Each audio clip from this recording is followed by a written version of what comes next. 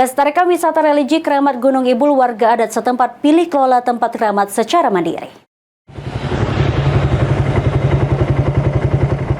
Wisata religi Keramat Gunung Ibul Kota Prabu Muli atau sering disebut Puyang Gunung Ibul hingga kini masih terus dilestarikan oleh warga adat Gunung Ibul.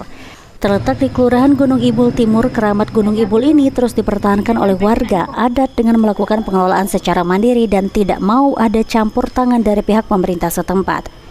Tempat wisata religi ini sendiri dibuka secara umum secara gratis, tidak mematok harga masuk.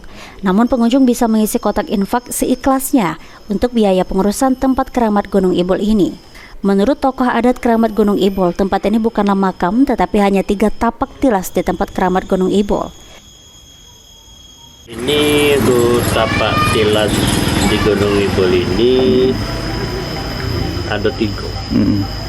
Yang pertama tapak tilas itu Putri Ratu Basah. Yang kedua tapak tilas Gajah Mada. Yang ketiga tapak tilas Raden Kuning Bujang Juara Sakti. Jadi di sini ini setiap hari dikunjungi oleh orang dari mana-mana, masyarakat banyak. Dan tujuan daripada yang tamu-tamu tersebut itu bermacam-macam. Salah satu pengunjung mengaku tujuannya datang ke Keramat Gunung Ibul ini untuk membayar nazar yang telah dijanjikan oleh keluarganya yang sudah meninggal dunia.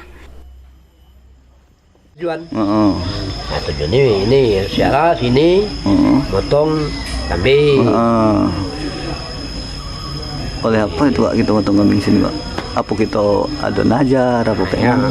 Dan apa damu sampai cete-cete. Itulah. Kalau boleh tahu apa Pak? Itu cita-cita kita kemarin itu yang itu orangnya lah sudah meninggal. Kayak janji aja itu. Ya, janji dengan Yang Maha Kuasa, dengan Tuhan, itu harus bayar. Begitu juga dengan Yulianti mendatangi Keramat Gunung Ibul untuk melakukan nazar dan akan datang kembali jika apa yang diinginkannya sudah terwujud. Bawaannya Iya. olehnya mobilnya dari masjid, ini minta baik boleh rezeki kak Gi. Anak-anak kok dijurus segala mencari mobilnya itu bagus segala.